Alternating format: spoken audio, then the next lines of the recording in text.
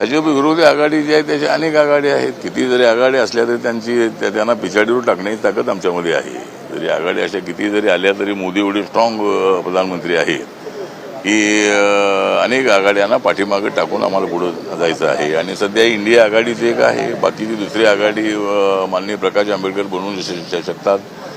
त्यामुळं प्रकाश आंबेडकरांचा मात्र महाविकास आघाडीने अपमान केलेला आहे. त्यांना अनेक आश्वासनं देऊन ती पाळली केली नाहीत. शिवसेनेने त्यांच्यासोबत सुरुवातीला होती केली, पण त्यांना एकदम बाजूला टाकण्याचा प्रयत्न केलेला आहे.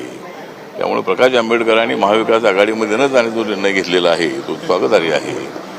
आणि त्यांनी आता स्वबळावर लढावं अशी आमची भूमिका आहे. आणि जरी ते भाजपच्या विरोधामध्ये किती गेले तरी मी भाजपसोबत असल्यामुळं दलित मतं आहे, बौद्ध मतं आहे, ती मोठ्या संख्येनं बीजेपीला आणि आमच्या महाविकास आघाडीला मिळणार आहे.